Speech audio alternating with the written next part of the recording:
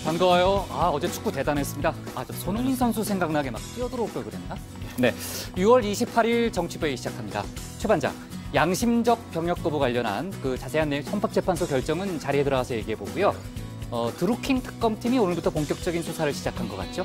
일단 오전에 드루킹 그리고 그 드루킹이 오사카 총영사로 추천을 했던 도모 변호사 등 6명에 대해서 압수수색을 진행을 했고요. 오전 중에? 네. 오후에는 드루킹 김모 씨를 직접 특검 사무실로 불러서 조사를 소환했어요? 하고 있습니다. 그래요? 네. 좋습니다. 신 반장, 조금 전에 이제 들어온 속보를 보니까요. 남북이 아시안게임 단일팀 구성에 합의했다면서요? 네, 오늘 8월에 아시안게임이 있잖아요. 인도네시아에서 열려요. 그렇습니다. 네. 세 종목에 합의했는데 그래요? 카누, 조정, 그리고 김정은 위원장이 좋아하는 농구인데 여자 농구 단일팀에 합의했다고 합니다. 그래요? 남자 농구는 아니고요? 네, 좋습니다. 우리 들어가서 또 얘기를 이어갑시다. 갑시다.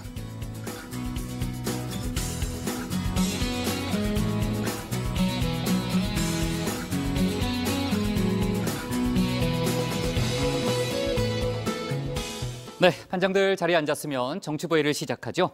반장들이 좀 졸린 표정이네. 어제 늦게까지 축구 본 모양이네요. 자, 종교적 신념 또 양심을 이유로 입영을 거부한 사람을 처벌하는 병역법 조항이 헌법에 어긋나지 않는다는 헌법재판소의 판단이 나왔습니다. 다만 대체 복무제를 병역의 종류로 규정하지 않은 현행 법 규정은 헌법에 합치되지 않는다, 부합되지 않는다 이렇게 결정을 했죠. 법률용어로는 우리가 헌법 불합치라고 하잖아요. 헌재는 이 병역법 5조를 2019년 말까지 개정하라고 요구했습니다. 그러니까 다시 정리하자면은 대체 복무제가 규정돼 있지 않은 병역법 조항은 헌법에 위배되지만은 현행법에 기초해서 병역 거부자를 처벌하는 것 자체는 문제가 안 된다. 이렇게 정리할 수 있겠습니다.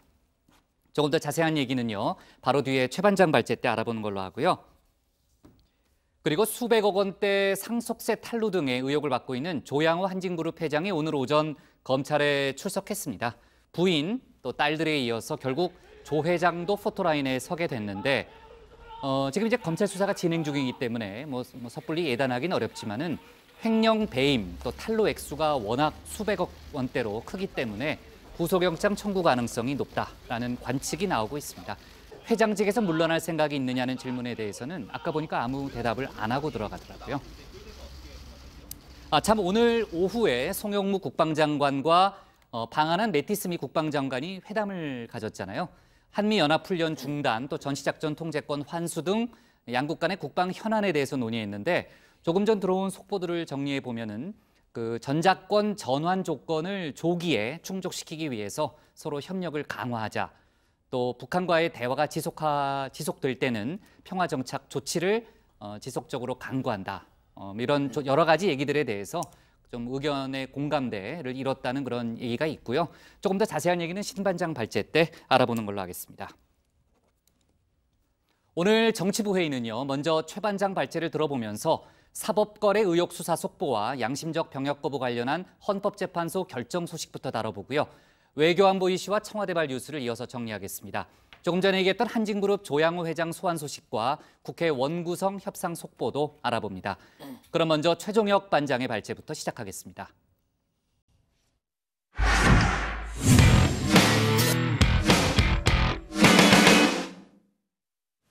재판거래 의혹을 수사하고 있는 검찰이 컴퓨터 하드디스크 등 자료 제출을 거부한 대법원을 향해서 일단은 다시 제출하는 걸 요청키로 했습니다.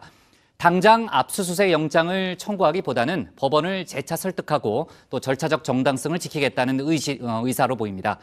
또 오늘 헌법재판소는 양심적 병역 거부자들을 처벌하는 조항에 대해서 합헌이라고 결정 내렸는데 오늘 최 반장 발제에서는 이 두 가지 소식을 자세하게 다뤄보겠습니다.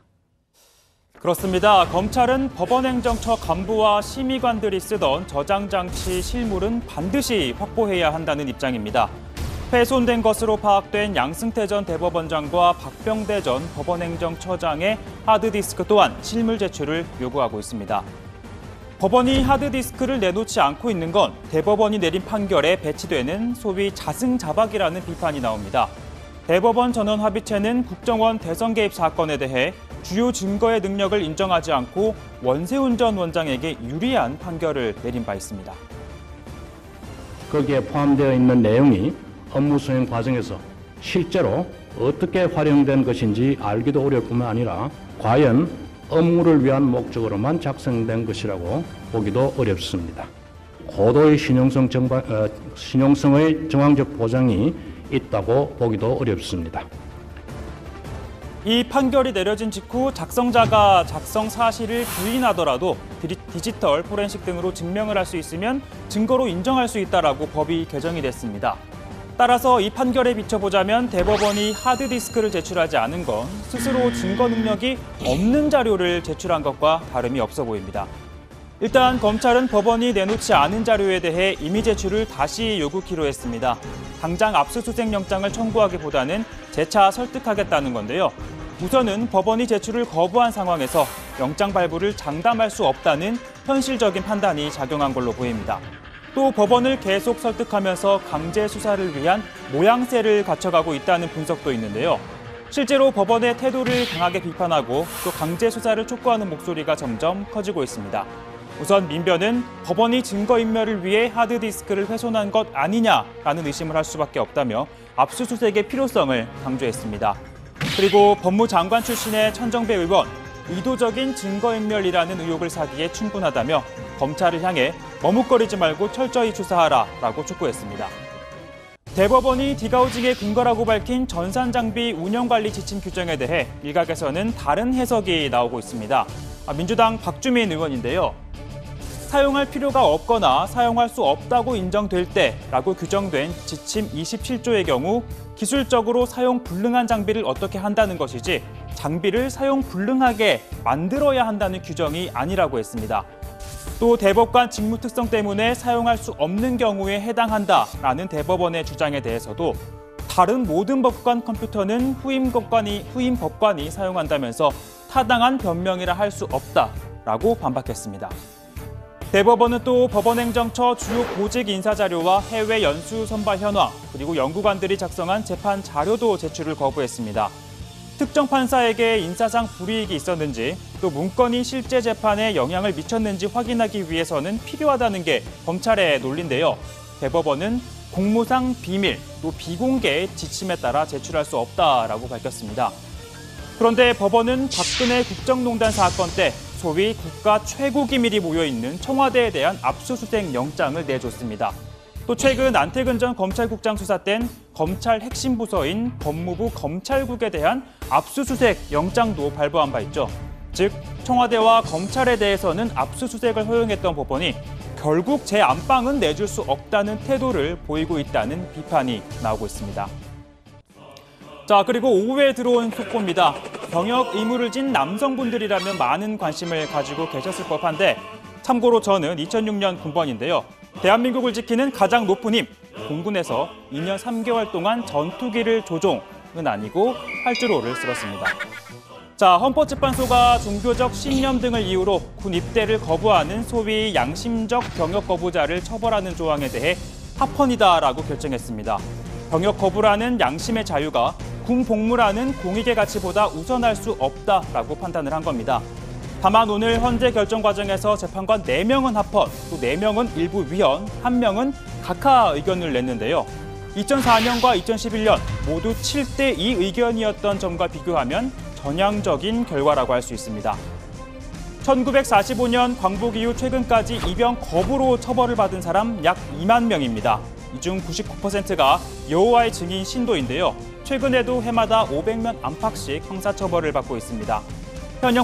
현행법에 따라 법원에선 징역 1년 6개월, 실형이라는 소위 정찰형 유죄 판결로 선고해왔고 정찰제 유죄 판결로 선고를 해왔고요. 최근 들어서는 각급 법원에선 무죄 판결이 속속 내려졌지만 대법원에서는 일단 받아들이지 않고 있습니다. 하지만 대법원은 오는 8월 공개 변론을 열기로 해 이 판례가 변경이 될지 주목이 되고 있습니다.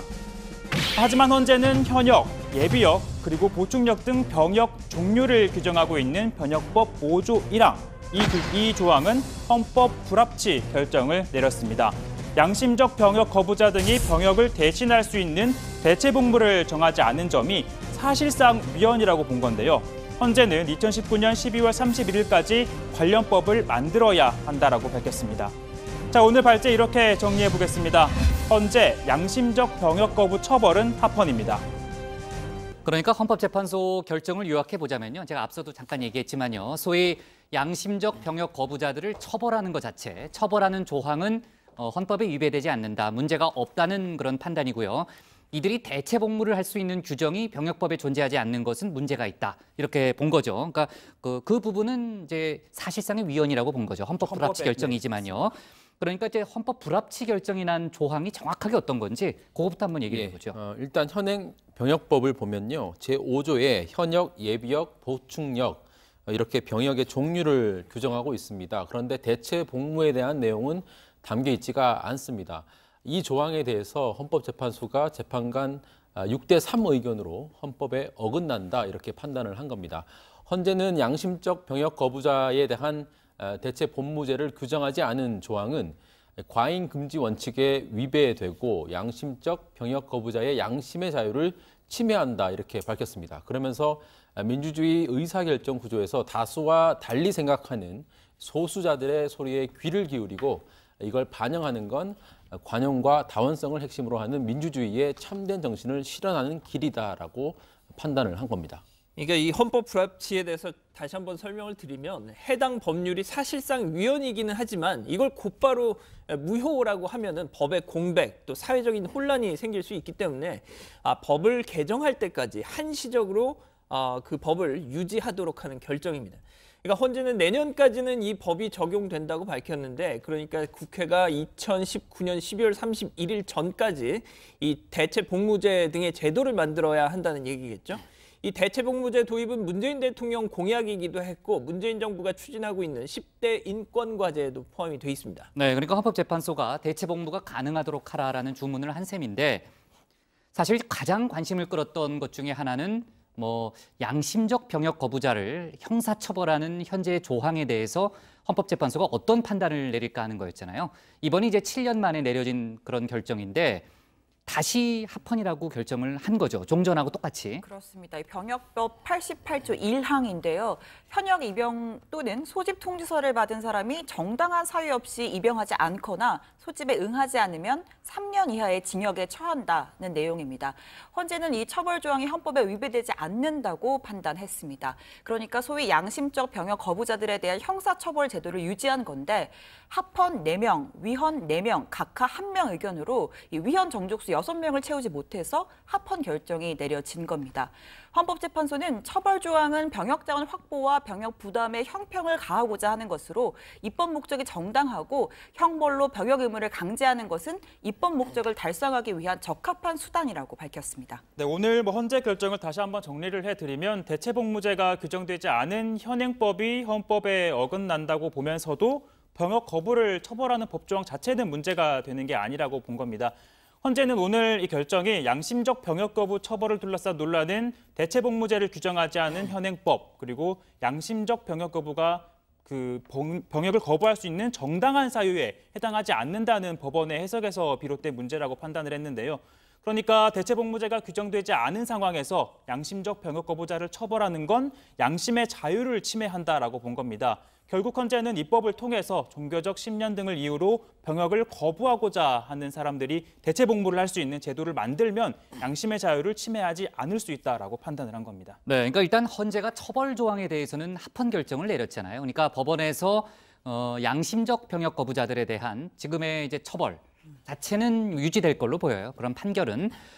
다만 이제 각급 법원에서도 지금 이제 무죄가 선고되는 그런 또 흐름이 있습니다. 그렇기 때문에 새로운 판례가 나올 것인가 그 부분도 이제 저희가 앞으로 주목해봐야 될 부분인데 대법원이 공개 변론을 열 계획을 밝혔다고요? 그렇습니다. 오는 8월 30일에 열기로 했습니다. 대법원 대법정에서 종교적인 이유로 병역을 거부할 경우 처벌할 수 있는지 이 여부에 대해서 전원 합의체 공개 변론을 열기로 했습니다. 이날 공개 변론 사건의 피의자 2명은 모두 여호와의 증인 신도입니다. 각각 징역 1년 6개월 그리고 벌금 500만 원을 선고받고 대법원에 상고를 제기한 상태입니다. 사실 그동안 대법원은 현행법에 따라서 양심적 병역 거부자들에 대해 실형을 확정 지어왔습니다. 다만 대법원은 최근 하급심에서 재판부별로 유무죄 결론이 엇갈리고 있다면서 공개 변론 취지를 설명을 했고요. 핵심은 종교적 신념이 병역법에 따라서 병역을 거부할 수 있는 정당한 사유에 포함이 되느냐 이 여부가 되겠습니다. 오늘 이 헌재가 처벌 조항 자체는 합헌이다라고 결정을 했기 때문에 이제는 대법원이 종교적인 이유를 정당한 사유로 볼 것인지 이 여부가 최대 쟁점이 됐다고 할 수 있겠습니다. 네, 그렇겠네요. 그리고 이제 헌재가 이제 헌법 불합치 결정을 내리면서 법조항을 고치라고 했기 때문에 공은 국회로 넘어갔잖아요. 그래서 제가 지금 이제 국회에 계류돼 있는 법안이 없는지 좀 찾아봤더니 지금 대체복무 관련한 법안들이 몇 개 제출이 돼 있더라고요. 그러니까 이주민이 아니죠. 이철희 의원하고 박주민 의원 등이 제출한 각각의 그 병역법 그 개정안이 있던데 그 내용을 보니까요. 일단 복무 기간은 한 2배. 그러니까 현행보다 한 1.5에서 2배가량 더 늘리고요. 그다음에 반드시 이제 합숙하도록 하는 이제 그런 그 조항이 있었고요. 그다음에 이제 그 업무는 이제 공익 관련 업무인데 이제 복지 관련 업무지만은 조금 난이도가 있는, 그러니까 치매 노인을 돌본다든지 하는 난이도가 좀 있는 그 복지 관련 업무로 그 좀 규정을 하는 이제 그런 내용을 봤습니다. 꼭 그렇게 된다기보다는 이제 앞으로 대체복무 관련한 여러 가지 법안 내용에 대해서 국회에서 이제 논의가 활발해질 겁니다.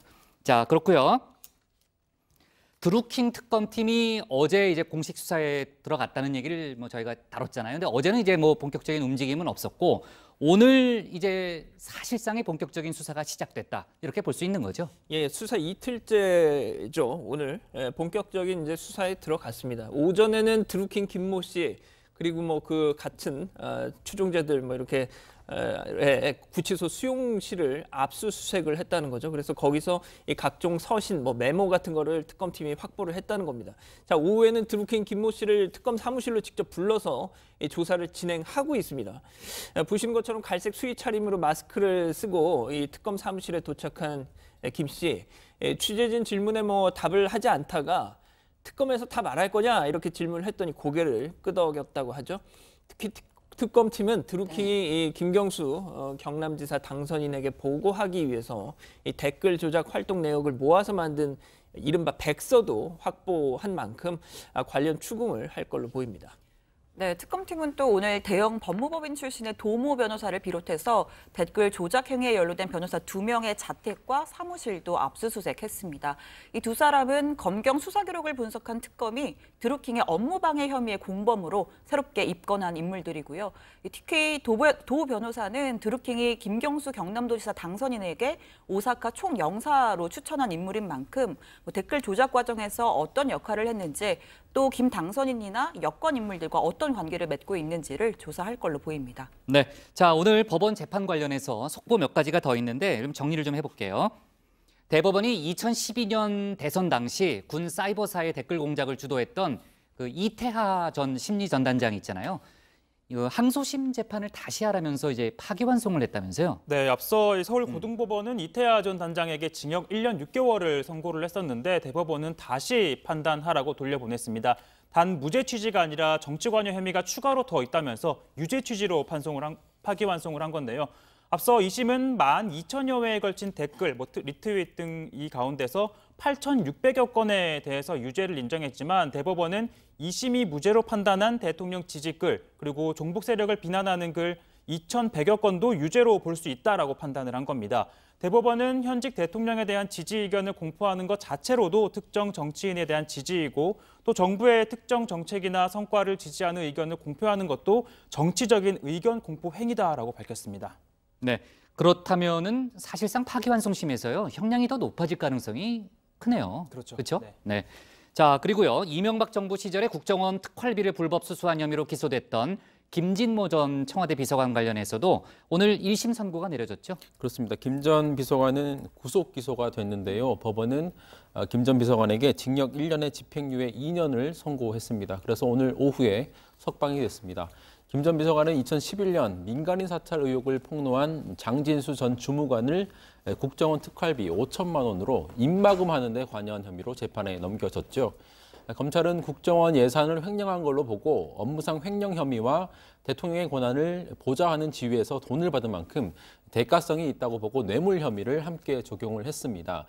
그런데 재판부는 5천만 원이 엉뚱한 곳에 쓰인 만큼 횡령금이 맞다 이렇게 판단을 했습니다. 하지만 민정비서관이나 민정실 직무와 관련해 돈을 받은 것으로 보기에는 좀 증거가 부족하다면서 뇌물 혐의는 또 무죄로 판단을 했습니다. 돈을 전달하는 과정에 개입한 혐의로 함께 재판에 넘겨진 장성명 전 비서관 징역 1년에 집행유예 2년을 선고받았습니다. 네, 좋습니다. 자, 오늘 기사는요. 양심적 병역 거부 관련한 걸로 잡을게요. 네, 오늘 제목은 헌재 대체 복무 없는 병역법 헌법 불합치로 제목을 잡겠습니다. 다음은 신혜원 반장의 발제를 들어보겠습니다.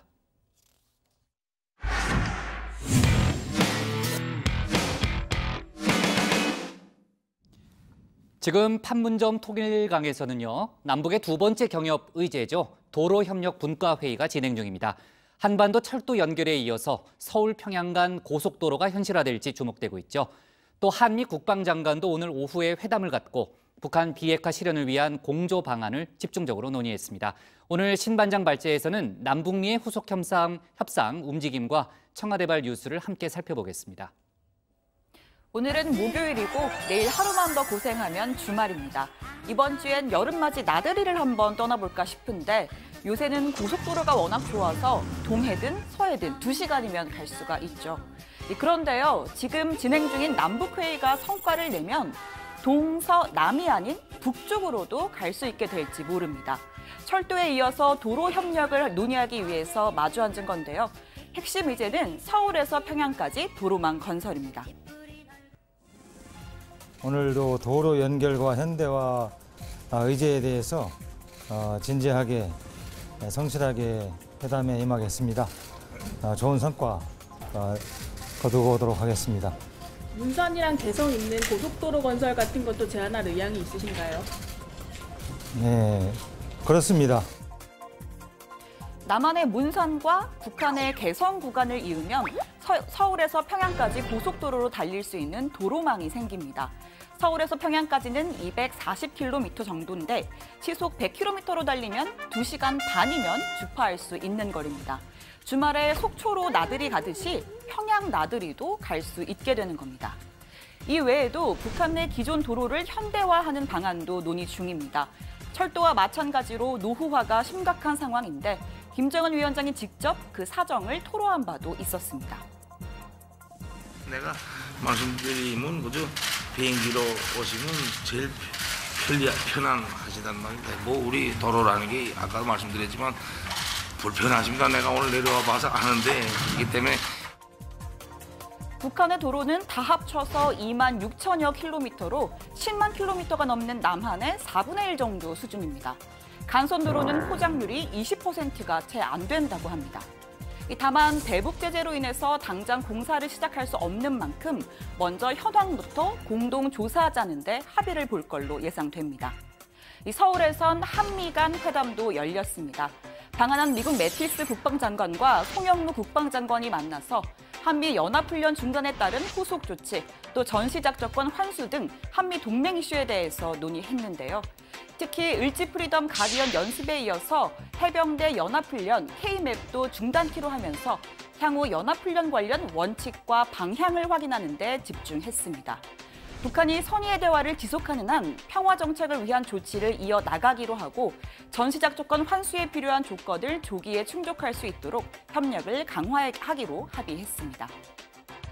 The recent decision to suspend the Freedom Guardian exercise creates increased opportunity for our diplomats to negotiate, increasing prospects for a peaceful solution on the peninsula.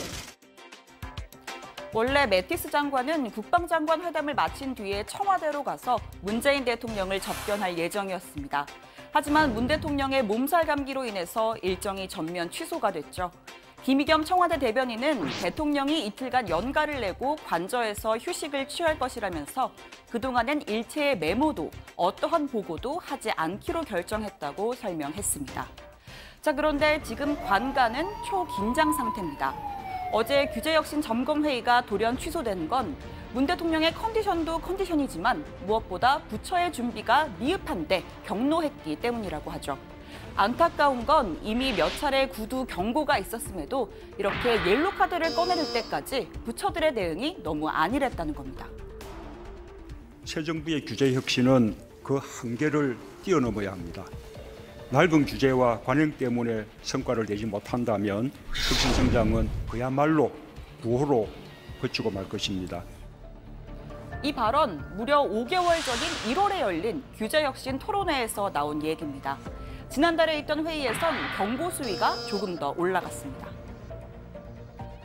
우리 정부 1년이 지나도록 혁신 성장에서는 아직 뚜렷한 성과와 비전이 보이지 않는다는 평가가 많습니다. 혁신 성장에 대해 우리 경제부총리를 중심으로 경제팀에서 더욱 분발해 주시고 또 규제 혁파에도 더 속도를 내주시기 바랍니다. 청와대에선 경고한 지 3주가 넘었는데도 별반 달라진 게 없는 자료를 보고 대통령이 더 이상은 안 된다는 판단을 내린 것 같다는 해석이 나옵니다. 좀처럼 질책하지 않지만 한 번 결심하면 말리기 어렵다는 문 대통령 성격상 이제 시작일 뿐이란 얘기도 들리는데요. 오늘 국정 현안 점검 회의를 주재한 이낙연 총리도 부처들의 각성을 재차 촉구했습니다. 어제 제가 비공개로 사전 보고를 받으면서 제 의견을 미리 말씀을 드렸습니다. 따라서 오늘은 다시 얘기하지 않겠습니다. 늘 비슷비슷해 보이는 계획에 치중하면 국민의 실감은 갈수록 낮아질 수도 있습니다. 결과를 더 늘려주시기 바랍니다. 자, 오늘 청와대 발제 정리하겠습니다. 옐로 카드 꺼낸 문 대통령, 관가 초긴장 모드입니다. 네, 옐로 카드 다음에는 레드 카드잖아요, 그렇죠? 네. 자, 오늘 오후에 한미 국방장관이 아니면 축구 때문에 아직 좀 축구에 그 흥분이 가시지 않아가지고 한번 해봤어요. 자, 오늘 한미 국방장관이 오후에 회담을 가졌잖아요. 연합훈련 중단 후속 조치, 또 전시작전권 전환 문제 등을 논의했는데 그 어떤 내용을 논의했는지가 좀 나온 게 있어요? 네, 회담은 끝났고 공동 언론 보도문이 발표가 됐는데요. 양국 장관은 오늘 8월로 예정된 을지프리던 가디언 연습 등 일부 훈련을 유예 결정한 것을 포함해서 군사적 긴장 완화와 신뢰 구축을 위한 최근 조치들에 대해서 논의했다고 합니다. 이 북한이 선의의 대화를 지속하는 한 상호 신뢰 구축과 평화 정착을 위한 조치를 지속적으로 강구해 나가기로 했다고 밝혔고요. 또 전시작전권 관련한 내용도 있었는데요. 양국 장관은 전작권 환수 준비에 있어 상당한 진전이 이루어지고 있음을 주목하면서 향후 한반도 안보 상황 변화를 충분히 고려해서 전작권 전환에 필요한 조건을 조기에 충족시킬 수 있도록 협력을 강화하겠다고 했습니다. 또 북한이 비핵화를 위한 구체적이고 불가역적인 조치를 취할 때까지 유엔 안보리 대북 제재가 이행되어야 한다는 입장을 재확인했습니다. 네, 양국 정부가 그동안 밝혔던 이제 큰 기조를 재확인했다 이렇게 볼 수 있을 것 같은데 빈센트 브룩스 한미연합사령관도 그런 얘기를 했더라고요. 평화를 조성할 기회에는 싸우지 않는 방법을 아는 게 중요하다. 뭐 그런 얘기고요. 지금 이제 양국 간의 군사훈련이 일시 중단된 여러 가지 그런 상황을 언급한 그런 맥락의 발언이라고 볼 수 있겠죠. 자, 그리고 이제 한미 간의 4차 방위비 분담금 협상도 어제 끝난 걸로 알고 있는데 사실 그동안 이제 트럼프 대통령의 여러 가지 발언도 있고 해서 좀 걱정이 있었잖아요. 미국의 입장 변화 같은 게 좀 감지된 게 있습니까? 이 분담금 협상 문제에서는 뭐 기존 입장을 그대로 유지하고 있습니다. 연합훈련을 중단하기로 했지만 전략자산 한반도 전개 비용은 한국이 분담해야 한다 이런 입장을 고수했는데요. 반대로 우리 측은 논의 대상이 아니다라는 점을 재차 강조했습니다. 방위비 분담금은 주한미군 주둔 비용 가운데 한국이 분담하는 몫을 말합니다. 주한미군에서 근무하는 한국인 근로자 인건비, 각종 미군 기지 안에 있는 건설 비용, 군수 지원비 뭐 이런 명목으로 쓰이는데요. 올해 우리 측 분담 액수가 9,600억 원 정도가 됩니다. 2014년에 타결된 9차 협정이 올해로 마감이 되기 때문에 2019년 이후에 분담금에 대해서는 연내에 타결을 해야 합니다. 따라서 다음 달에도 추가 협상을 진행하기로 했습니다. 네, 자 도로 협력 관련한 속보가 들어오고 있는데 좀 뒤에 같이 좀 얘기를 나눌게요. 한꺼번에. 자 그리고요 지금 일각에서는 북미 간의 비핵화 후속 협상이 생각보다 지연되고 있는 거 아니냐 뭐 이런 지적도 있습니다. 특히 이제 폼페이오 국무장관이 다시 이제 세 번째 방북을 뭐 금방 할 것 같은 분위기였잖아요. 트럼프 대통령이 옆에서 왜 빨리 안 갔어? 뭐 아니 간 거 아니었어? 뭐 이런 얘기도 하고 지난번에 연기는 하지 마세요. 아니 연기는 안 하게 좀 어색해. 어제 잠을 못 자가지고. 자, 그러니까 상대적으로 지금 전반적인 분위기를 보면은 북한은 좀 느긋하고 미국은 속도를 내는 그런 분위기 아니냐 이런 얘기들도 많잖아요. 그렇습니다. 뭐 미국 이 대북 협상의 담당자들이 여러 방식으로 대화를 촉구하고 나섰는데요. 먼저 폼페이오 장관, 이 미국 상원 세출위원회 청문회에 가서 북한은 미국이 원하는 완전한 비핵화 범위를 이해하고 있다, 확신한다, 뭐 이렇게 계속해서 대화 의지를 밝혔습니다. 직접 들어보시죠. The North Koreans understand the scope of the request that we're making with respect to denuclearization and the elements that would be required. Their fissile material on hand, their capacity to continue to develop that material, weaponization efforts, engineering, physics efforts, as well as the weapons and missiles that would deliver them. So we've been pretty unambiguous in our conversations about what we mean when we say complete denuclearization. 폼페이오 장관은 특히요, 이 외교적 방법이 실패하면 평화적 선택 방안이 없어질 것이라는 의견에 동의하느냐 이렇게 질문을 받으니까 그렇다라고 답변을 하면서 이번이 북핵 문제를 평화적으로 해결할 마지막 기회라고 강조를 하더라고요. 네, 강경파로 불리는 볼턴 보좌관은 러시아로 날아가서 푸틴 대통령을 만났는데요. 미러 정상회담 개최 또 북한 문제를 논의하기 위해서였습니다. 북미 후속 협상이 더 이상 늘어져서는 안 된다라고 강조했는데 들어보시죠. But I do expect that following on to the meeting in Singapore, that discussions with North Korea on the denuclearization of North Korea are going to proceed quickly. At least that's our hope and expectation. 네, 미국은 북미 간 후속 협상이 늦어지고 있는 이유 중 하나로 김정은 위원장이 3차 북중 회담 후 중국의 지원을 통해 자신감을 얻었기 때문이라고 보고 있는데요. 트럼프 대통령이 중국의 대북 제재 완화 조짐에 경계심을 드러내거나 매티스 국방장관이 시진핑 주석을 만나 CVID를 강조한 것도 같은 맥락입니다. 일각에서는 중국의 개입과 맞물려 북한이 당분간 지연 전략을 고수할 가능성이 있다는 관측도 나오고 있습니다. 반대로 이 북한이 연이은 빅 이벤트를 치른 뒤에 재정비에 들어갔다 이렇게 볼 수도 있다 이런 분석이 있습니다. 미국이 공격적으로 문제 제기를 하지 않고 있는 건 북한이 의도적으로 지연시키는 게 아니라는 걸 어느 정도 인지를 하고 양해를 하고 있다 이런 상황이라는 거죠. 실험장 폭파와는 달리 핵물질, ICBM 폐기, 또 반출, 준비 시간이 좀 더 필요하다는 현실적인 측면도 있고요.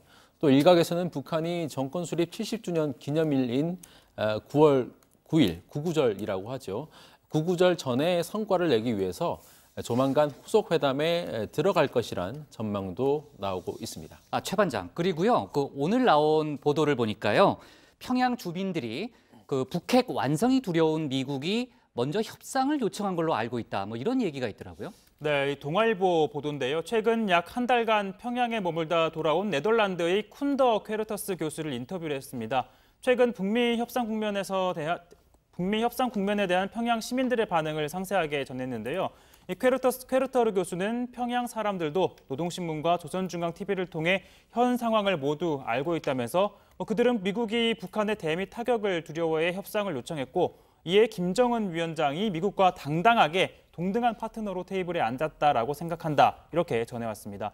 또 대북 제재 때문에 북한 경제가 어려울 것으로 예상이 되지만 정작 각종 건설도 속도를 내고 있고 또 거리에 애완견을 데리고 나오는 평양 시민이 늘어나는 등 예전보다 여유로워졌다면서 또 미스터리한 부분이라고 말하기도 했습니다. 네, 자, 아까 제가 속보가 나오고 있다는 얘기를 했는데 오늘 남북 간의 도로 협력 논의가 있었잖아요. 며칠 전에 철도 관련 논의가 있었고 관련해서 이제 그 논의가 끝났고 그 결과가 발표가 됐습니다. 신 반장이 지금 취재를 했죠. 네, 오늘 남북 도로 협력 회의가 있었는데 총 5가지 사항에 대해서 합의를 했습니다. 주로 도로 현대화 사업 그리고 남북의 공동 조사 관련 내용들인데요. 먼저 도로 현대화 구간은 동해선은 고성에서 원산까지, 경의선은 개성에서 평양까지로 정했고요. 앞으로 이 범위를 더욱더 확대해 나가기로 했습니다. 또 도로 현대화를 위한 설계, 시공은 남북이 공동으로 진행을 하고요. 착공식도 조속히 진행을 하기로 합의했습니다. 그리고 이 도로 현대화 구간에 대한 공동조사를 선행하기로 했고 공동조사. 네, 공동조사를 선행하기로 했고 또 기술적 토대 마련을 위해서 필요한 선진 기술 공동 개발에도 협력해 나가기로 했습니다. 네, 정말 남과 북이 철도, 도로로 연결돼서 아까 신 반장 좀 여러 가지 영상도 제가 봤지만 그런 날이 올 것 같아요. 그죠? 그렇죠. 네, 남과 북이 연결되고 또 이제 그 위까지 갈 수 있는, 유럽까지 갈 수 있는 그런 날이 올 가능성이 있어 보입니다. 부장 아까 그 방송 중에 뭐 핸드폰 이렇게 만지작거리는 속보 챙겼는데 방송 나갔는데. 아 나갔어요? 예. 아, 속보 챙기고 있는 카톡 하신 건 아니죠? 카톡 아니에요. 열심히 속보를 챙기는 그런 모습으로 보이지 않았어요? 아니, 몇몇 분들이 지적을 하시더라고요. 아 그래요? 예. 좋습니다. 자 그리고 이제 문재인 대통령이 이제 이틀간 연가를 내고 휴식에 들어갔고요. 관가 특히 이제 경제부처가 초비상이다 이런 얘기도 있잖아요. 뭐 김동연 부총리 뭐 분배 완화 대책을 발표한다 이런 얘기도 있는데 그 얘기는 또 내일 다시 한번 해보겠습니다. 자 오늘 청와대 발제는요. 자 이렇게 잡을게요. 한미 전작권 전환 조건 조기 충족 협력 강화로 정리하겠습니다. 다음은 양원보 반장의 발제를 들어보겠습니다.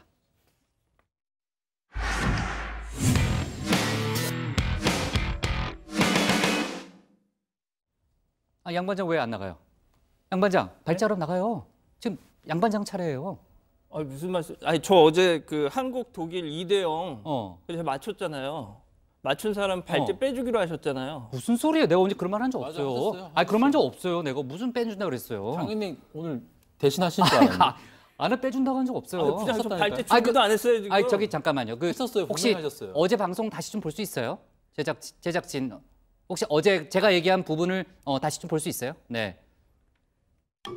최 반장은 뭐 몇 대 몇 예상해요? 저는 그 신토토와 똑같이 2대1 승리 예측해 보겠습니다. 좋습니다. 정 반장도 물어보셔야죠. 정 반장? 내기인데. 그 예측의 달인이에요. 아 그래요? 몇 대 몇? 빨리. 우리 지금 할 얘기 많아요. 냉정하게 2대1로 집니다. 알았습니다. 좋습니다. 자 맞춘 사람은 내일 발제 빼주는 걸 한번 검토해 보겠습니다. 검토해 보겠습니다. 좀 바꿀게요.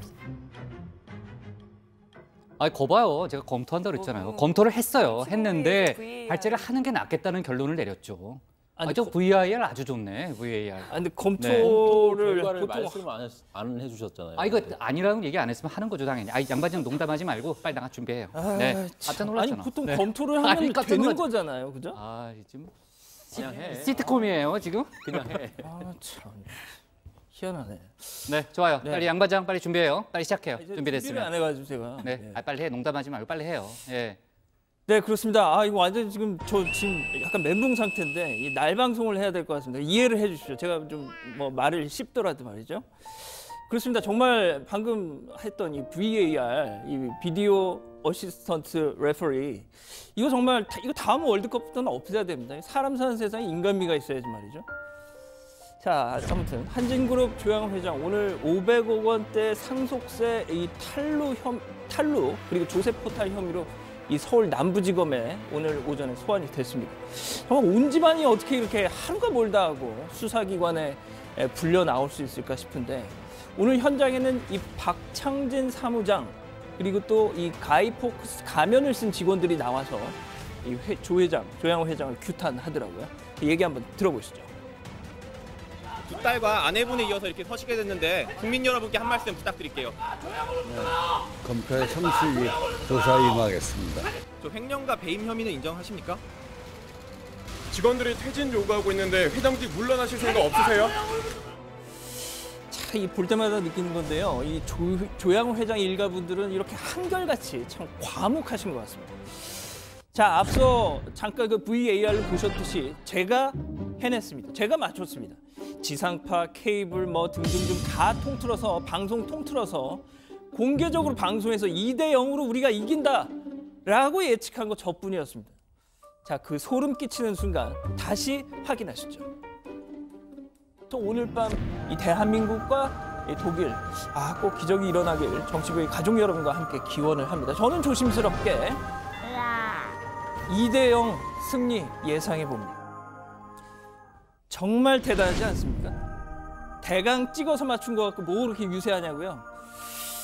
제가 진짜 이거를 말씀을 드려야 될지 모르겠는데 제가 물론 신혜원 반장처럼 스포츠 토토를 하느라고 축구를 뭐 과학적으로 분석하고 그런 건 못하지만 뭔가의 이 느낌, 이 촉 같은 게 제가 발달해 있습니다. 못 믿으시겠다고요? 제가 한번 예언을 해보죠. 복부장, 이 썰전 진행한 김구라 씨 이 자리 죽었다 깨나도 그 자리 못 가십니다. 아니 갈 생각도 없어요. 왜 그래요 자꾸? 어제 예. 어제 가고 싶다 그랬잖아요. 자 그리고 시민씨 얘기를 하니까 그런 거죠. 알겠습니다. 자, 신혜원 반장 한번 보여주시죠. 왠지 올해 안에 늦어도 내년 초에 시집 갈 것 같은 그런 느낌이 옵니다. 한번 두고 보시죠. 자, 축구랑 정치랑 무슨 상관이냐, 뉴스나 해라 이렇게 하실 수 있는데 상관이 있습니다. 당장 문재인 대통령 어떤 메시지를 내놓을까 기대를 했죠. 하지만 지금 뭐 앞서 보셨지만 몸살로 컨디션 난조를 보이고 있는 문 대통령. 자, 김의겸 대변인이 오늘 아침에 이렇게 얘기했습니다. 대통령이 편찮으신데 메시지를 내는 것 자체가 어울리지가 않고, 아니 뭐 메시지 내지 않더라도 이미 국민들이 충분히 기뻐하고 계셔서 내지 않기로 했다라고 얘기를 하더군요. 자, 그 대신에 이낙연 국무총리가 SNS에 자, 현실이 상상을 앞섰다. 예, 현실이 상상을 앞섰다. 이런 일이 요즘 부쩍 많다. 이렇게 감격스러워했죠. 자, 그렇다면 독일 정치권으로 넘어가 보겠습니다. 독일 정치권 분위기는 어떨 것인가? 자, 정범구 주 독일 대사 SNS에 슈타인마이어 대통령과 함께 이렇게 오늘 새벽 경기를 관람한 사진을 보여주면서 독일 대통령께 미안합니다라고 적었습니다. 자, 슈타인마이어 대통령 표정 좀 잘 보시죠. 내가 웃는 게 아니야. 딱 그 모습 같습니다. 자, 하지만 독일은 내각제 국가죠. 앙겔라 메르켈 총리. 정말 축구 광이죠. 역시 침통한 심정을 금하지 못했는데 SNS 한번 보시죠. 샤드 비어 진트 호이테 알렌 밋. 뭐 아무튼 그냥 우리말로 보면요. 안타까워요. 오늘 너무 슬픈 날이에요. 이렇게 소감을 남겼습니다. 정말 축구가 뭐길래 이렇게 온 나라를 들었다 놨다 하는 걸까요? 자, 오늘 할 얘기 많습니다. 들어가서 얘기하죠. 네, 정말 어제 뭐 반장들 다 맞다고 하니까요. 그 세계 1위, 랭킹 1위 독일을 꺾고 나서요. 아파트가 정말 들썩들썩했어요. 그 시간에. 네, 그 정말 세상이 뒤집어졌다. 뭐 이런 느낌까지 들 정도였는데 제가 전에 얼마 전에 그런 얘기 했었잖아요. 잉글랜드의 그 게리 리네커 그 명언을 얘기했었는데 수정을 했더라고요. 독일이 항상 이기는 건 아니다. 오늘 새벽에 그걸 고치는 걸 봤는데 대단했습니다. 신반장 봤죠? 네, 할 말이 있는데요. 저는 스포츠 토토를 하지 않습니다. 네, 그냥 순수하게 스포츠를 좋아하는 사람이고 과학적으로 제가 좀 분석을 해봤는데 거기다가 약간의 애국심만 더해서 저는 2대 1이다라고 예측을 했던 건데 양반장 진짜 뭔가 이렇게 진짜 뭐가 왔었나 봐요, 잠깐. 얻어 걸린 거예요. 글쎄요, 그렇죠. 어떻게 예측을 한 거예요? 기본적으로는 찍은 거죠. 찍은 건데 저도 조금 분석은 했습니다. 저도 축구를 좋아해서 이 바이에른 뮌헨의 이 제롬 보아탱 수비수잖아요. 이 정말 독일 수비의 핵인데 이 사람이 경고 누적으로 못 나왔잖아요. 예? 그리고 또 누굽니까? 또 다른 수비수 마초 홈멜스. 이 사람이 지금은 바이에른 뮌헨 수비수인데 원래는 도르트문트에 있었어요. 근데 손흥민 선수가 독일 분데스리가에서 뛸 때 도르트문트 뭐 양봉업자라는 별명까지 있을 정도로 정말 노란 옷 입은 팀은 다 잡는다. 그러니까요. 맞아요. 마초 홈멜스가 손흥민 선수의 거의 뭐 시체말로 밥이었거든요. 그래서 저는 분명 뭔가 수비에 허점이 있을 것이다. 예, 그렇게 판단을 했던 거죠. 네, 정말 우연히 맞힌 걸 저렇게 포장을 하네요. 그렇죠? 자, 그렇고요. 히딩크 감독이 독일전 끝나고 한마디 했더라고요. 오만함에 빠진 독일이 한국한테 벌 받았다. 뭐 이런 얘기를 했고. 지금 이제 네덜란드랑 독일이 또 축구 라이벌이잖아요, 최 반장. 네, 제가 이 독일전이 끝나고 봤던 뭐 이런저런 영상들 중에서 가장 인상적이었던 게 바로 영국의 반응이었습니다. 특히나 뭐 잉글랜드 축구 종가라고는 하지만 독일 축구에 상당한 열등감 같은 게 있었잖아요. 지금 영상을 한번 보시면 영국 런던의 한 펍에서 한국 독일전 시청하는 영상입니다. 골을 넣었죠. 네, 이렇게 잉글랜드가 마치 한 골을 넣은 것처럼 그러네요. 더 네. 좋아하더라고요. 정말 난리가 날 정도네요. 네. 독일 축구 몰락을 독일 축구 몰락을 바라보는 유럽 각국의 뭐 심경이 어떤지 저 영상이 뭐 고스란히 보여주는 것 같습니다. 네, 뭐 울컥했어요? 네, 맞습니다. 네. 자, 영국의 더선 그 일면을 보니까요, 뭐라고 적혀 있냐면은 그 F조에 지금 나오는데요, F조의 최종 순위를 적어놓고 오려뒀다가 기분이 우울할 때마다 꺼내 보세요라고 해놨더라고요. 네. 저는 개인적으로 좀 통쾌했던 게 있는데요. 독일 유력지 빌트가 사실상 신태용 감독을 디스하는 보도를 했었습니다. 요아임 레브 독일 감독 사진이랑 비교를 해서 옷차림, 심지어 이 액세서리까지 레브 흉내를 낸다. 아시아에서도 레브 따라쟁이로 유명하다. 하지만 성적을 흉내낼 수는 없다. 이렇게 얘기를 했는데 보기 좋게 돌려줬습니다. 독일이 조별리그 탈락한 게 1938년도, 그러니까 프랑스 월드컵 이후 80년 만이라잖아요. 지금 독일 팬들, 아까 뭐 메르켈 총리의 반응도 봤지만은 거의 패닉 상태라고 그러더라고요. 그러니까 멘붕이라는 말을 이럴 때 딱 쓰면 맞는 말인데 뭐 독일 그런 그 국민들도 당연히 광장이나 이런 데서 거리 응원전을 펼쳤는데 뭐 경기 시작하기 전까지만 해도 다들 뭐 이길 거다 믿어 의심치 않다가 후반 막판에 추가 시간에 골이 터지자 완전히 망연자실하는 뭐 그런 분위기였으면 믿을 수 없다 뭐 이런 표정을 하고 뭐 고개를 숙이고 있는데 그 사실은 뭐 국보급이죠. 메스트 웨질 선수 같은 경우는 경기가 끝나고 라커룸으로 가다가 팬들이랑 충돌 직전까지 가는 일도 있었다고 하더라고요. 아, 근데 그 독일 대표팀이요. 월드컵 시작 전부터 정치적 논란에 휩싸였잖아요, 양반장. 그래서 분위기가 좀 별로였다 이런 얘기도 있더라고요. 그렇습니다. 이게 지금 축구 얘기가 아니고 정치적인 사안하고도 또 뭐 결부가 되는데 이 터키계 이민 2세인 웨질 또 일카이 윈도간 이 두 선수가 있는데요. 월드컵을 앞두고 웨질 선수가 터키계군요. 예. 그 지난 5월에 영국 런던에서 터키 에르도안 대통령을 만나서 이제 기념 사진을 저렇게 찍고 이 사인에다가 사인 유니폼을 선물로 또 줬다는 거죠. 특히 윈도간 선수 같은 경우는 존경을 담아 나의 대통령께 뭐 이렇게 썼다는 겁니다. 그러니까 에르도안에 대한 독일 내 여론이 정말 안 좋은데 거기다 대고 나의 대통령이다. 그랬더니 당장 독일 축구 팬들은 그럼 독일 대표팀에서 나가라. 니네 나라로 돌아가. 막 이렇게 비난을 하면서 분위기가 되게 안 좋았다는 거죠. 그런 것들이 이제 경기력으로 이어졌다는 얘기까지 나옵니다. 네, 지금 독일전으로 가장 수지 맞은 나라가 멕시코 아니겠습니까? 그러니까 우리나라가 16강 나갈 수 있었는데 아무튼 뭐 그 3대 0으로 일종의 참패를 당했는데 16강에 오르는 행운을 얻었잖아요. 네, 멕시코의 수도 양반장 어디인지 아세요? 멕시코 시티 아니에요? 네, 맞습니다. 멕시코 시티 플랑코에 있는 주 멕시코 양반장의 대사관 수준을 그 정도로 보고 이거 있었군요. 지금 리얼입니다. 애드립 친 거예요. 그럼. 네, 빨리 진행하겠습니다. 네, 날 저를 이제 곤경에 처하게 하려고. 네, 멕시코 시티에 주 멕시코 한국 대사관이 있는데요. 이 경기 직후 수백 명의 멕시코 응원단이 한국과 멕시코 양국 국기를 흔들면서 꼬레아 아르마노 이야 에레스 멕시카노 이렇게 뭐 외쳤다고 하는데요. 뭐 의역을 하자면 뭐 한국 형제들이요, 뭐 우리는 형제 이렇다 뭐 이렇게 감사 인사를 외쳐서 대사관 업무가 마비가 됐다고 하더라고요. 멕시코 외무차관이 우리 주재 대사에게 또 재무장관은 김동연 부총리에게 감사 전화까지 했다고 하는데 시내 일부 식당에 서울 스프, 뭐 손흥민 갈비살 이렇게 뭐 한국 축구팀에 대한 감사 메뉴가 등장하기도 했다고 하더라고요. 최 반장이 좀 많이 흥분한 것 같습니다. 네, 저 아까 울컥도 하고. 네. 멕시코 최대 항공사가 어딘지 아세요, 최 반장? 아에로 멕시코죠. 네. 예, 아에로 멕시코라는 항공사가 있는데요. 여기서 멕시코 한국 항공편 20% 할인 행사를 시작했다고 합니다. 자, 그리고 재미난 영상이 하나 있는데요. 한번 보실까요? 예, 멕시코 주재 한국 상사원으로 보입니다. 현지인들이 이 무동을 태우고 있습니다. 진짜 이럴 때 멕시코 관광 가면 대접 잘 받을 것 같다 이런 생각이 듭니다. 멕시코 직원들이 한국인 직원을 무동을 태워서 그러네요. 예, 그런 것 같네요. 예. 고맙다 뭐 이런 거죠. 예, 물론 뭐 일부 멕시코 사람들이 그라시아스 코레아 뭐 감사합니다 한국 이렇게 하면서 눈을 찢는 그런 동양인 비하 포즈를 취하기도 해서 뭐 비난을 당하고 있는 상황도 있습니다. 네. 근데 신반장, 브라질도 우리나라를 그렇게 응원했다는데 그건 어떤 맥락에서 그래요? 그것도 역사가 있습니다. 2014년 브라질 월드컵 4강에서 브라질이 독일에 1대7로 그야말로 참패를 당했었는데 그 기억나요? 네, 그때 트라우마가 엄청나게 컸던 겁니다. 지금 한번 보시면요. 이 폭스 스포츠 브라질의 트위터 계정인데 그냥 하하하하하하만 쭉 써 있습니다. 그러니까 한마디로 뭐 쌤통이다 뭐 이런 의미인 거죠.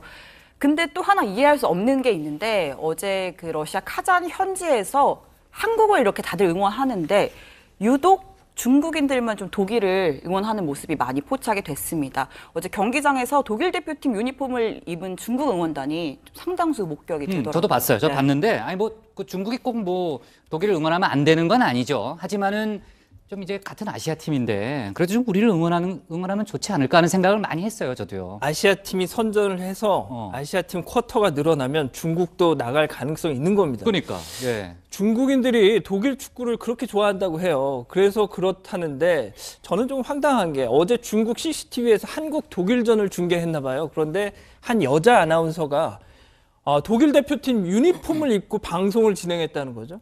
뭐 개개인들이 좋아서 하는 거야 그렇다 쳐도 진행자가 이러면 좀 아닌 것 같다는 생각이 아무튼 좀 그렇더라고요. 아, 그렇군요. 자, 저희는 아직 뭐 우리나라는 이제 선전을 했지만 안타깝게 16강 진출에는 실패했습니다. 지금 아시안 팀 중에서는 유일하게 이제 일본만 남았잖아요. 오늘 폴란드와 경기가 있죠? 그렇습니다. 일본이 지금 1승 1무, 폴란드가 2패, 일본은 비기기만 해도 16강에 갈 수가 있습니다. 그런데 이 폴란드가 묘한 징크스가 있습니다. 2002년 한일 월드컵, 2006년 독일 월드컵 예선에서 탈락했습니다. 그런데 1, 2차전은 꼭 패하고 3차전에서 승리를 하는 그런 아주 묘한 징크스가 있다는 겁니다. 시동이 좀 늦게 걸리는 편이죠. 아, 그래요? 아, 그래도 저희는 좀 코멘트하지 않겠습니다. 그 부분은요. 일본 이번 그 경기에서 가장 돋보였던 선수 최고의 수학은 누구라고 생각하세요? 조현우 선수로 봐요. 그렇죠. 그러면요. 지금 뭐 일각에서는 유럽 진출까지 얘기가 나오는데 하지만 유럽 진출은 못하고요. 올해 말에 상무 입대한다고 합니다. 아, 그래요? 네, 병역 의무를 아직 다하지 않아가지고 상무에 입대할 계획이라고 하는데 얼마 전에 양 반장이 이 조현우 선수가 가수 조건 씨 닮았다 뭐 이런 발제를 한 적이 있었잖아요. 그렇죠. 조건 씨가 인스타그램에 사진 하나를 올렸는데 어제 경기가 끝나고 조현우 선수 인터뷰 장면을 배경으로 기념 촬영을 저렇게 했더라고요. 좀 묘하게 닮은 것 같긴 합니다. 네. 자, 손흥민 선수 지금 뭐 어디서 영입한다 이런 뉴스도 나왔고 그 어디 보니까 대신 병역의 의무를 지겠다 뭐 이런 청원하는 최종혁 반장 다시 공군 한 번 더 가면 되겠네요. 그 활주로 그게요. 굉장히 힘든 일이에요. 아, 그래요? 예. 편한 보직이 아닙니다. 아주 중요한 업무. 네. 그냥 그리고 저 이 말씀만 하나 네네네. 더. 제가 어제 그 김종필 전 총리 고향 충남 부여 회산면이라고 저희가 보도를 했는데 그래요. 회산면이라는 곳은 없고 외산면. 아, 그래요? 예, 이걸 좀 정정하고 싶습니다. 네, 좋습니다. 자, 오늘 기사 제목은요. 이렇게 잡을게요. 상속세 탈루 한진 조양호 검찰 출석으로 정하겠습니다. 다음은 정강현 반장의 발제를 들어보겠습니다.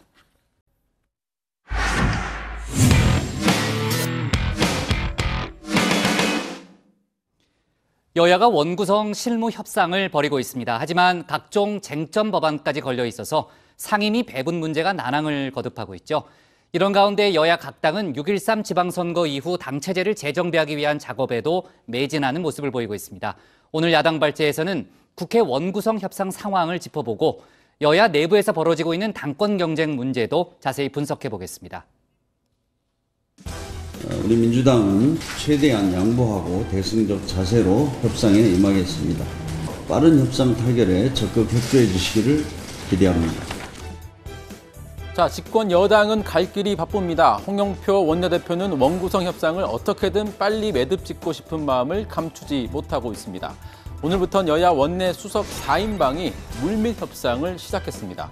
하지만 사실상 그 뒤에는 각 당 원내대표들이 가이드라인을 주고 있다고 봐야겠죠. 특히 여당 홍영표, 제1야당 김성태 원내대표가 협상 분위기를 주도한다고 해도 과언이 아닐 겁니다. 사실 사적으로는 두 사람이 막역한 친구 사이입니다. 때문에 호흡이 잘 맞을 거란 전망이 많지만 또 과거를 떠올려 보면 반드시 그랬던 것도 아닙니다.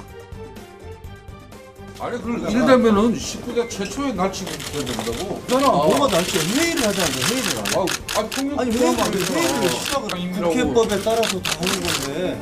그러니까. 아니 해명하면 국회법을 따라.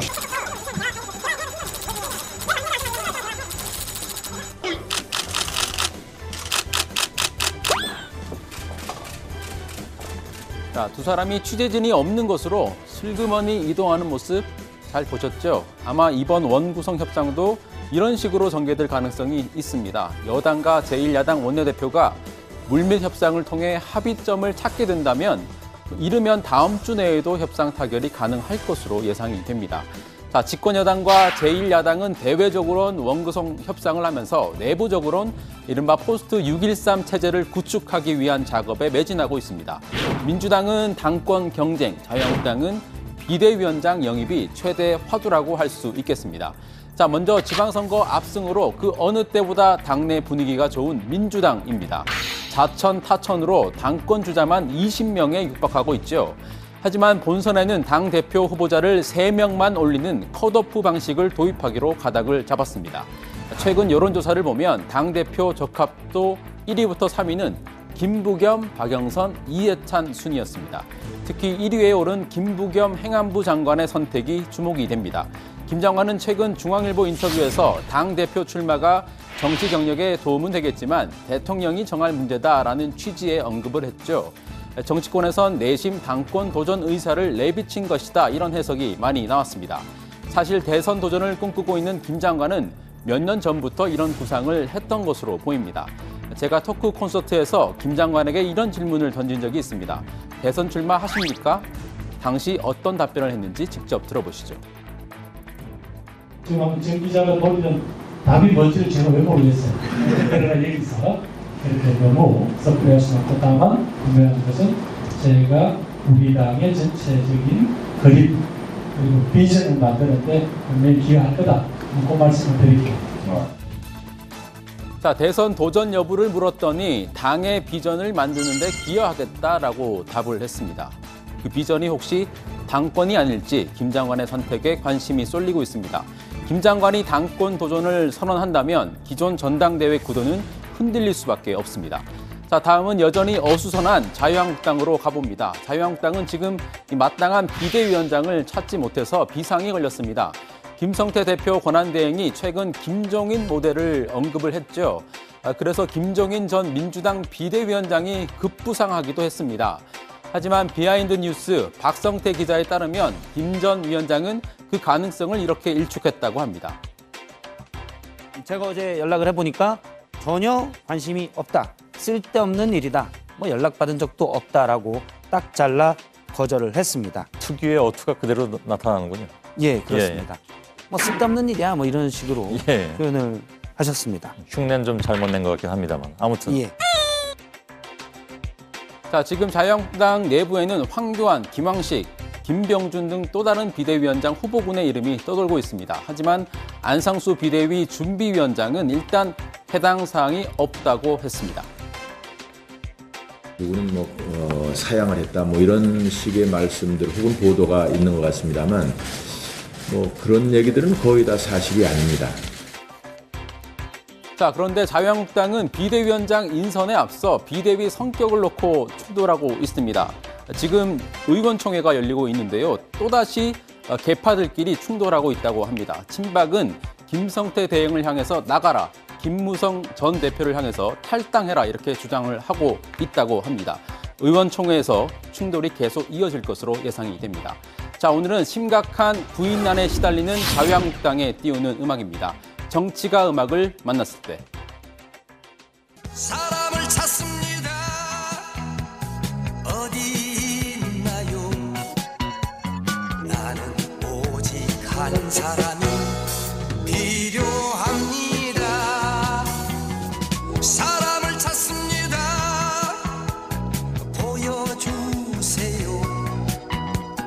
어디에 사람을 찾습니다라는 노래입니다. 원구성 협상이 진행되는 와중에도 자유한국당은 내부적으로 비대위원장 찾기에 여념이 없습니다. 자유한국당은 인물난에 시달리는데 민주당은 당권 도전자가 넘치는 상황, 6.13 지방선거가 우리 정치 지형을 이렇게나 바꿔놨습니다. 오늘 야당 기사 제목은 여야 원구성 실무협상 박차, 내부선 치열한 당권 경쟁입니다. 자, 원구성 협상 상황. 어제 저희가 이제 그 원내대표들이 만났다는 얘기를 다뤘었잖아요. 오늘부터는 원내 수석들끼리 뭐 실질적인 그 실무 협상에 들어간 상태죠. 네, 뭐 어제는 원내대표 간 상견례가 이루어졌다면 맞아요. 오늘부터는 각 당 원내 수석들이 모여서 구체적인 상임위 배분 문제를 놓고서 한창 협상을 벌이고 있습니다. 오후 3시 30분부터 수석들이 모였는데요. 언론에 모두 발언 정도만 공개를 하고 지금 비공개로 실무 협상을 이어가고 있고요. 오늘부터는 아마도 구체적으로 상임위원장 자리를 놓고서 협상을 할 텐데 사실 상임위원장 배분 문제가 단순히 자리뿐만이 아니라 여러 가지 쟁점 법안들이 얽혀 있어서 더 복잡한 측면이 있습니다. 이 쟁점 법안과 관련해서 제가 좀 부연 설명을 드리겠습니다. 현재 18개 상임위 가운데 가장 치열한 수싸움이 펼쳐지는 곳은 어제도 제가 말씀을 드렸지만 법사위라고 법사위, 할 네. 수가 있는데요. 법사위는 모든 상임위에서 넘어오는 주요 법안을 본회의에 넘기기 전에 거쳐야 하는 관문이죠. 또 뿐만 아니라 수사권 조정 문제가 걸려있는 형사소송법 개정안, 또 여야 입장 차이가 워낙 큰 공수처법을 다루는 곳이기도 합니다. 그래서 민주당이나 자유한국당 모두 포기하기 쉽지 않은 그런 상임위라고 할 수 있겠습니다. 기재위 같은 경우도 문재인 정부 규제 혁신 정책의 핵심인 규제 샌드박스 도입 관련 법안이 걸려 있습니다. 또 종합부동산 세율을 올리는 종합부동산 세법 일부 개정 법률안을 둘러싸고도 여야가 지금 기싸움을 벌이고 있습니다. 때문에 기재위원장 자리 역시 원구성 협상 과정에서 쟁점이 될 가능성 크고요. 공정거래법 전면 개정안이 쟁점 법안으로 떠오를 걸로 보이는 정무위, 또 방송법 개정 문제가 걸려있는 과방위 이런 것도 치열한 자리 다툼이 예상이 됩니다. 네, 앞서 집중 발제에서요. 민주당 전당대회 얘기를 해봤지만요. 최 반장, 지금은 김부겸 행안부 장관의 출마 문제가 가장 큰 변수로 꼽히는 거죠? 네, 김부겸 장관이 당으로 복귀를 해서 당 대표 경쟁에 뛰어들 경우 2달도 채 남지 않은 전당대회 구도가 완전히 바뀔 수 있기 때문인데요. 자천, 타천 거론되는 후보들이 선뜻 당권 도전 의사를 밝히는 걸 망설이는 것도 김 장관의 출마 가능성을 살피고 있기 때문으로 보입니다. 사실 김 장관은 대중성도 있을 뿐더러 지난 1년 동안 문재인 대통령을 보좌하면서 친문 진영에서도 우호적인 편인데요. 김 장관이 최근 중앙일보 인터뷰에서 당으로 복귀하는 건 대통령이 결정한 문제다라고 밝힌 걸 두고서도 여권에서는 사실상 출마 의지를 피력한 것이란 해석이 나오고 있습니다. 최근 대통령과 독대를 했다거나 전대 준비팀을 꾸렸다는 확인되지 않은 설도 나돌고 있는 상황이고요. 하지만 김 장관 측은 장관 업무만 충실히 수행할 뿐 전대 준비는 전혀 하지 않고 있다라고 밝혔습니다. 네, 이제 자유한국당 상황으로 가보면은 그동안 이제 김성태 권한대행의 거취 문제를 놓고 논란이 있었고 이제는 비대위원장 인선 문제로 또 갈등을 빚고 있잖아요. 오늘 오후에 의총이 열렸다는데 분위기가 어떻습니까? 의원총회 열리기에 앞서서요. 비대위 준비위도 회의를 했습니다. 안상수 위원장 발언부터 좀 듣고 가시죠. 우리 당에 처해 있는 그 현실과 우리가 그 비대위원회를 구성해서 가는 목표 그리고 그런 것을 달성하기 위한 어떠한 그 성향, 경력, 능력, 경륜이 필요하냐라는 것을 논의를 해서 이제 거기에 걸맞는, 거기에 우리가 맞는다고 생각하는 분들을 많이 인재풀로 한번 모셔달라. 이래서 그런 분들을 중심으로 내주 중에나 그런 인물들이 대상이 떠올 수도 있지 않겠나. 네, 오늘 회의에선 다음 주 주말까지 비대위원장 후보군을 5명 정도로 압축하기로 계획을 세웠다고 합니다. 이런 계획안을 의원총회에서도 전달했는데 구체적으로 비대위원장을 추천받겠다는 의도였고요. 지금 당내에서는 일단 김황식, 황교안 전 총리, 또 김병준 국민대 교수 등의 이름이 거론되고 있는데 아직 본인들에게 직접 의사를 확인하는 단계는 아니라고 합니다. 자, 그런데 오늘 의원총회에서는 비대위원장이 문제가 아니라요. 네. 친박 의원들이 또 들고 일어났습니다. 그래요? 예. 원래 비공개로 진행을 하려고 했는데 네. 김태흠 의원이 비공개를 하느냐, 또 말이 나온다, 와전된다 이렇게 주장을 하면서 공개로 하자라고 했는데 친박 의원들이 공개 발언을 잇따라 하면서 좀 갈등 상황이 생겼습니다. 친박 의원들은 김성태 대행이 물러나야 된다 이런 주장을 했고요. 또 이 김무성 전 대표는 탈당해야 된다 이런 주장을 또 했습니다. 여기에 맞서서 복당파 또 비박계 의원들은 김성태 대행이 비대위원장 인선을 마칠 수 있도록 협조해야 된다 이렇게 주장을 하면서 양측이 또 갈등이 불거졌습니다. 네, 또 반복됐군요. 예. 지금 이제 비대위원장의 이제 권한을 놓고 또 양측의 이견이 다르잖아요. 예. 그러니까 이제 공천권을 많이 주려고 하는 게 이제 김성태 권한대행의 의지인데 그럴 경우에는 이제 친박계 입장에서는 본인들이 공천을 받지 못할 가능성이 또 커지기 때문에 아무튼 반발하고 있는 그런 상황으로 보이고요. 이 얘기는 내일 다시 한번 저희가 좀 해볼게요. 의총 얘기를 좀 더 취재를 해봐야 될 것 같아요.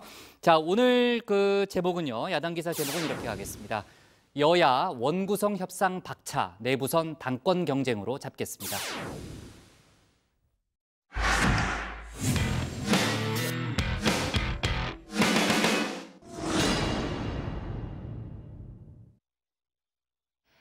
안녕하세요. 톡 쏘는 정치의 강정입니다. 어제 양원보 반장 발제에서 홍준표 전 자유한국당 대표의 소식을 전해드렸습니다. 페이스북 정치는 지난주로 끝내고 앞으로 일상으로 돌아갑니다. 이렇게 SNS에 글을 올렸는데요. 마치 정계를 떠나겠다는 뜻으로 해석될 수도 있기도 합니다. 그런데 홍 전 대표가 다음 달 11일에 미국에 간다고 밝혔습니다. 쉬는 동안 가재, 당랑의 꿈이란 책을 쓴다고 합니다. 어린 시절부터 검사 시절, 정치 인생 등을 담은 자서전이라고 하는데 당랑, 어디서 많이 본 말인데요. 홍 전 대표 페이스북에 당랑 거철이란 사자성어가 등장합니다. 정치인들이 사자성어를 많이 쓰긴 하지만 홍 전 대표는 사자성어 정치라고 할 정도로 빈번하게 사용했습니다. 그 장면들 몇 개 모아봤습니다. 내 기억에는 해불양수라고 했습니다. 바닷물은 청탁을 가리지 않는다. 모든 사람을 다 받아들인다. 내년에 우리 슬로건은 성풍파랑으로 정했습니다. 바람 타고 큰 바다를 헤쳐나가는 성풍파랑으로 슬로건을 정했습니다. 절풍목으라는 겁니다. 이절자예요. 즐거울 때 절풍목으라는 겁니다. 네, 보신 것처럼 홍 전 대표는 정말 사자성어의 달인이라고 할 수 있겠는데요. 자, 홍 전 대표가 페이스북에 쓴 당랑거철, 이 사자성어는 무슨 뜻이고 또 왜 쓰게 된 걸까요? 자, 복부장처럼 무술이나 무협지를 좋아하는 분들은 잘 아시죠? 당랑권, 바로 사마귀 권법입니다. 그러니까 당랑이 바로 사막이란 뜻인데 그럼 당랑거철은 무슨 말일까요? 당랑거철. 사마귀가 수레바퀴를 막는다. 사마귀가 제 역량을 생각하지 않고 강한 상대나 되지 않을 일에 덤벼드는 무모한 행동거지를 비유적으로 이르는 말. 결국 홍 전 대표가 이 말을 쓴 이유는 자신보다 큰 상대에게 도전하는 자신의 모습을 사마귀에 빗댄 것으로 해석할 수 있습니다. 홍 전 대표는 자신을 다시 보고 싶다는 지지자에게 당랑의 꿈은 포기하지 않는다라고 댓글을 달기도 한 걸 보니까 정계를 완전히 떠나겠다는 건 아닌 것 같습니다. 한편 이른바 홍준표 나무로 불리는 두목이 어제 통째로 뽑혔습니다. 왜 홍준표 나무로 불리냐면요. 당시 홍준표 경남지사가 경남도의 빚을 갚았다며 이를 기념해서 나무를 심었기 때문인데 그때 발언 다시 한번 들어보시죠. 오늘 기념식 마치고 나면 도청 정문 입구 화단에서 채무제로를 기념하는 사과나무를 심을 것입니다. 미래 세대에게 빛이 아닌 희망을 물려준다는 그런 의미를 담았습니다. 경상남도 측은 나무가 죽은 지 오래됐다며 어제 제거했습니다. 하지만 홍 전 대표의 행정부지사였던 윤한홍 의원은 취임도 하기 전에 전임 도지사 지우기부터 나선 도지사 당선자 이런 보도 자료를 내고 비난하기도 했습니다. 자, 홍 전 대표는 꽃이 지기로서니 바람을 탓하랴 이렇게 시작하는 조지훈 시인의 낙화를 SNS에 올렸습니다. 뭔가 의미심장한데요.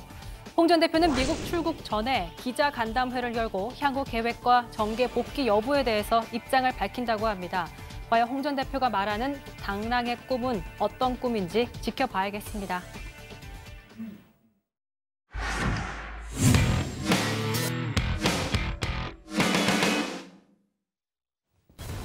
오늘 저희가 고른 한 컷은 44명 사상 세종시 화재, 오늘 합동 감식입니다.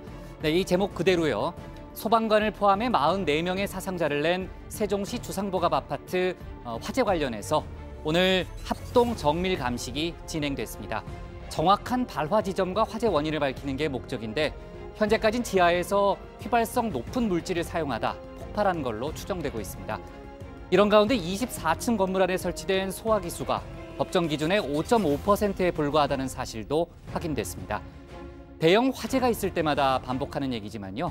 정확한 원인과 또 그 안전대책의 문제점 등을 밝혀내는 것만이 다음 사고를 막는 지름길이라고 봅니다. 오늘 정치부에는 여기까지고요. 저희는 내일 다시 찾아뵙겠습니다. 네, 수고했습니다. 고생했습니다. 똑바로 걸어야지.